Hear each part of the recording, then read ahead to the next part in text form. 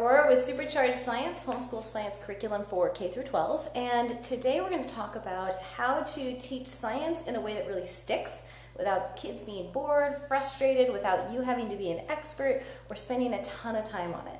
Now, if you like this and you want more, go to my website, www.superchargedscience.com/homeschool, and you'll see like a resource guide you can download, and that's yours for free. If you like this and you want more, it's a great place to go.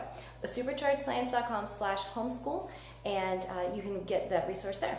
Okay, so when most people think about science curriculum, including professors and teachers in regular classrooms, what do? They pull out a textbook, right?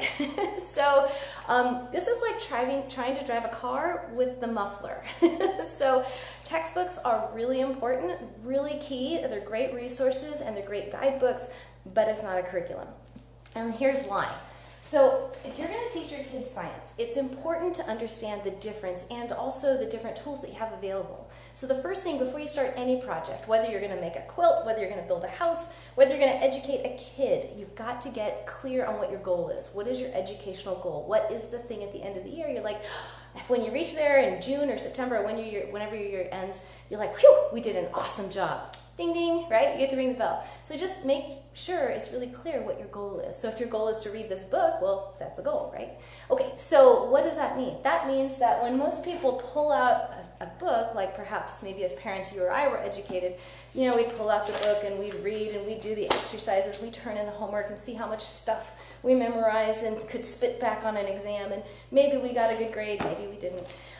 So this is a tool. This is like a hammer in a toolbox. So this is only one of the tools that you have available when you are trying to reach your educational goals of educating your kid. So what are some of the other tools you have? So some of the tools you want to use in a certain sequence, in certain order, right? Like you wouldn't try to hammer in a nail with like a shoe, right? You would use a hammer. But you want to make sure that you line up the fence post first before you start hammering. If you just start hammering into the ground, that's not going to work so well. So what are some of the tools that you have available to you? So as a homeschooler, especially as one who's doing a lot of things, taking care of home, maybe running a business, maybe doing accounting, maybe doing any number of millions of things, taking care of elderly, whatever else you have going on, sometimes it can really detract from your attention with teaching, especially when it comes to science. And science doesn't have to be big and fancy and busy and huge. It doesn't have to be this gigantic, titanic task. It can be really simple. Now, let me explain. So if you want your kids, suppose your lesson is in, let's just pick one. Suppose it's in electricity. And you don't have to know, most people don't even know how electricity works, and when they walk into a room, they know they flip the switch and the lights come on, right? So what do? Well, it's really simple. It's actually, I used to call it 3 steps, but people didn't like that because there were 3, now there's 2. So the first step is to get your kids interested and excited about a topic before you start. Before you pick up a textbook, you can't just hand a kid a textbook and say, here, read this, I'll see you at the end of the year. It doesn't work that way. You got to get them interested and excited. So if you need to cover electricity, and really all they're interested in is biology, you have to link the two somehow.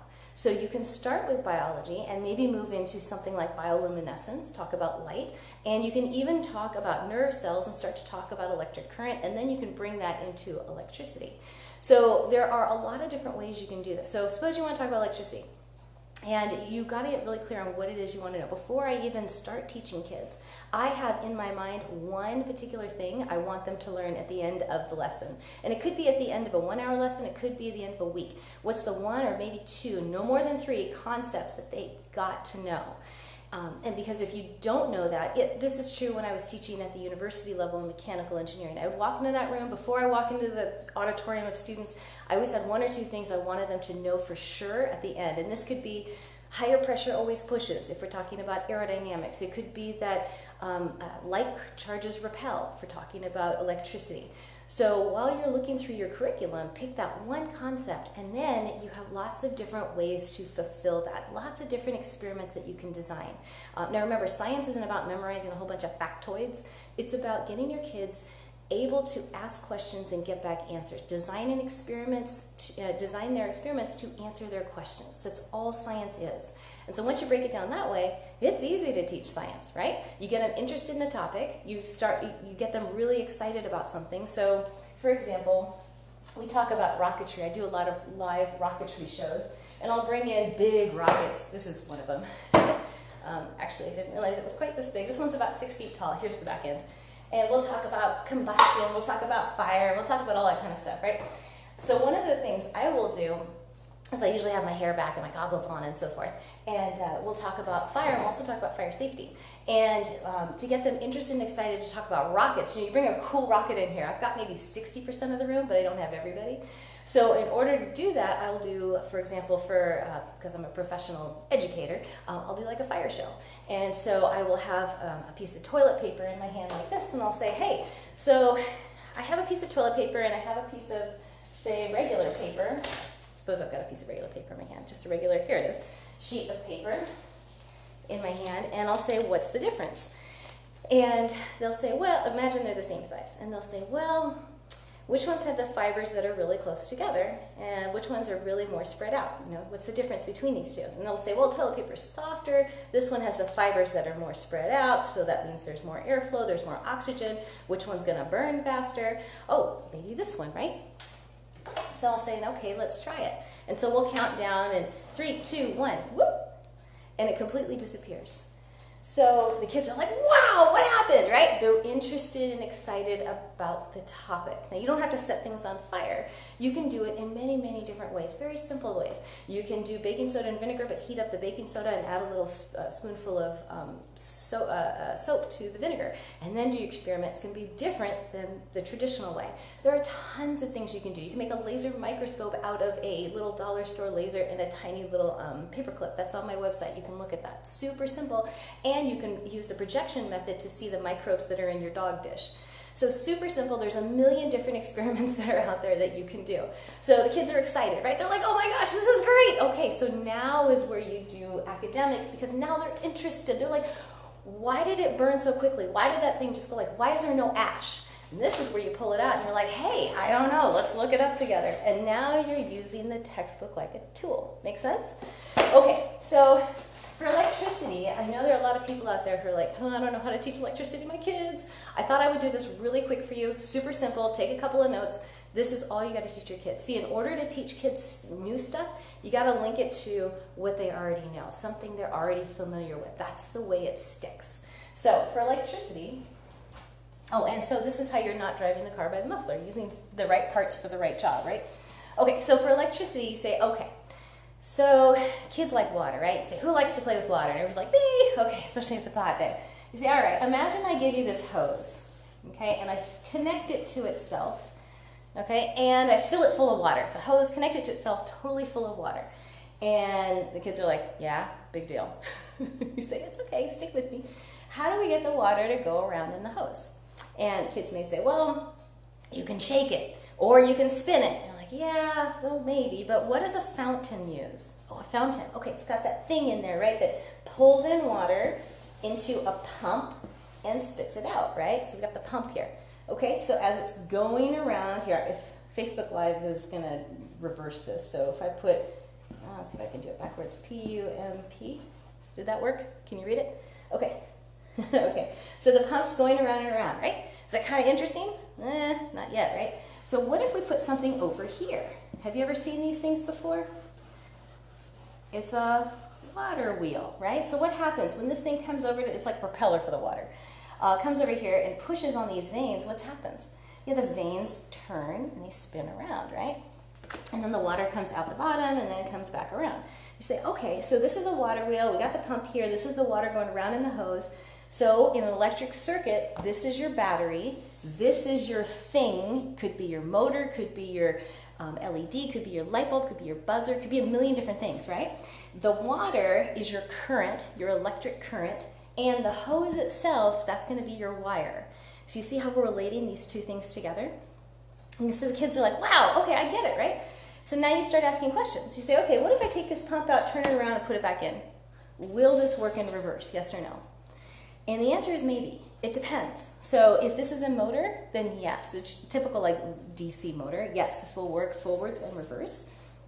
You know, because sometimes these things are only designed for one way, like LEDs don't work both ways. They work one way, but not another. It's like a one-way street for electricity, light emitting diode. Anytime you hear the word diode, it's a one-way street for electricity. Okay, so it doesn't work both ways. Buzzers don't work both ways. But the old-fashioned incandescent lights, like for flashlights and stuff, those work both ways. So you have to try it. So if you build your circuit and your motor's going in the wrong direction, your robot's going the wrong direction, all you do, now the kids know, and you don't have to tell them, they're like, oh, I just switched the wires, and then it goes in the reverse direction. Or if I try it and the LED doesn't light up, what does that mean? It means it's picky about plus and minus, no problem, let's just switch it. So it's okay if they don't know the words for polarity or that sort of thing. They understand the concepts, which is so much more important. That is key. All right, so you come in here and you're like, oh, alrighty. Now what happens if we put a gate in here, like or we open it and you say, okay, well, when you brush your teeth, what am I always telling you? Oh yeah, to like turn off the water, right? Between the brush, you know, between not using it. Like, okay, how do you do that? Well, we pull a thing or turn a thing, right, in the faucet. Okay, so that is like putting a gate down and up, right? So that's called a valve, or in an electric circuit, what's that called? It's called a switch. Let's see if I can write backwards. Okay, so the S is going to go this way. How'd I do? Did I get most of the letters right? Okay, so this is a switch, right? All right, now what happens if I bust this pipe open? I take a crowbar and I just, the water starts leaking out, right? What eventually happens to the water wheel? Yeah, it stops, right? Why? Because the water has somewhere else to go. This is what happens when you have an open circuit. So if your connections don't make a circuit looks like a circle, you have an open, and that same thing is going to happen here. And so, so this is just an analogy. This is just a way to relate what kids already know to some new concepts. So you can already see here, you've got all kinds of new topics that you can reference, and now you can give your kids the wires, the batteries, the motors, and they've got the background, so you're not on the hot seat when they're like, hey, it doesn't work. And you're like, well, go back to our thing here. Does it look like the hose that we talked about? And you're like, and the kids usually 95% of the time will be like, oh, I got it, and they'll be fine. So, and this is an easy way to empower your kids because you want them coming to themselves, not to you, to solve their problems, right? So anytime something doesn't work, you should not be the first one that they go to. So if you hear things like, what do I got to learn this for? How come I got to learn that? Or is this really important? Or when am I ever going to use this? You know that you've been putting your textbook or your curriculum, the cart before the horse, right? You've been driving with the muffler. You've been doing things a little backwards. You need to understand the why before you actually deliver it to the kids. They have to have it inside that they want to learn this stuff, that it's so exciting. And it's your job to stack the deck, and that's actually where I spend probably about 70% of my time is on the why and getting them engaged. And then about 20 to 30% is on delivering the academics, because honestly, once kids are interested in a topic, it's easy to teach them, super easy. So I hope this has been helpful. One tip that's helpful to keep in mind as you go through this is there may be times when experiments don't work. And that is super important in that moment for you to jump in there and leave your kids alone. Honestly, I see more kids getting frustrated and upset and their parents swoop in, and their well-meaning teachers swoop in, and it doesn't allow the kids to feel the feelings of frustration, because all frustration means is I have an expectation that's here and I'm here. And I just haven't gotten there yet. That's all it means. So unfortunately, a lot of parents go in and are like, oh, it's okay, I don't want you to feel that way. Let me see if I can fix it for you. And you're giving your kid that message that says, you don't have what it takes. You need me to solve this one for you. And that's not what you want. You want your kids to be able to say, hey, Mom, whoa, I got this. Go do your thing.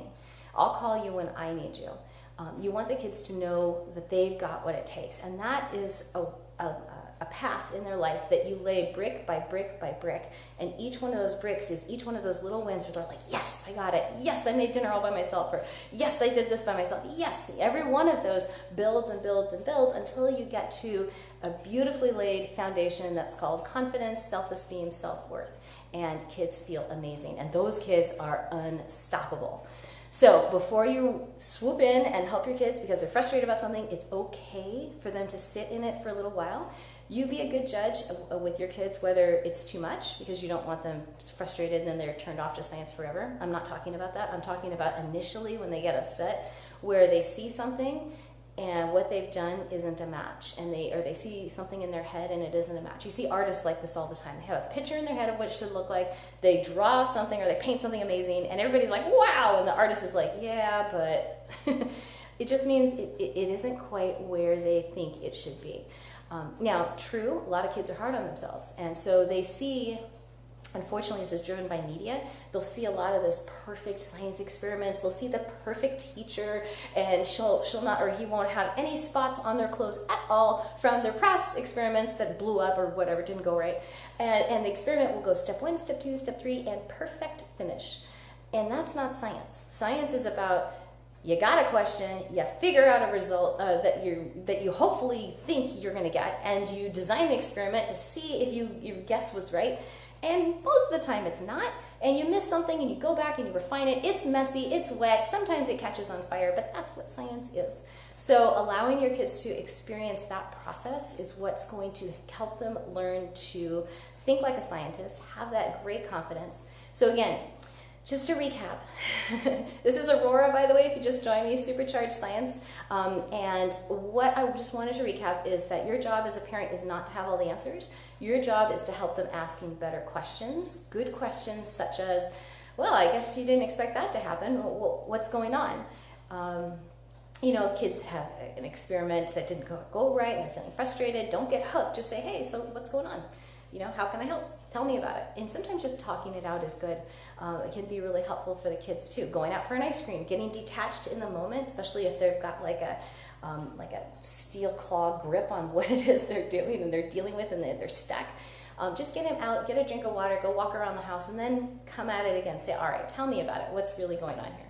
Okay, so remembering that you don't have to be on the hot seat for answers. You just are on the sidelines as a guide, saying, hey, I don't know what you're doing here, but I'm happy to support that. Relating new stuff to stuff that you already know. This is how to explain electricity using water, for example. A lot of kids have experience with water.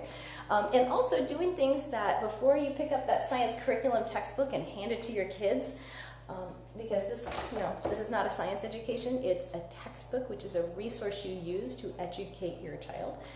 You're getting them interested and excited about their topic. So if you're studying buildings or civil engineering or tension and compressive forces, or if you're studying forces at all, you could start building popsicle stick bridges across the room using your coffee tables, using popsicle sticks and glue guns and so forth. And you can actually build ones that hold 50 pounds if you do it right, and you do some geometry in there, do a little trigonometry, do a little force analysis.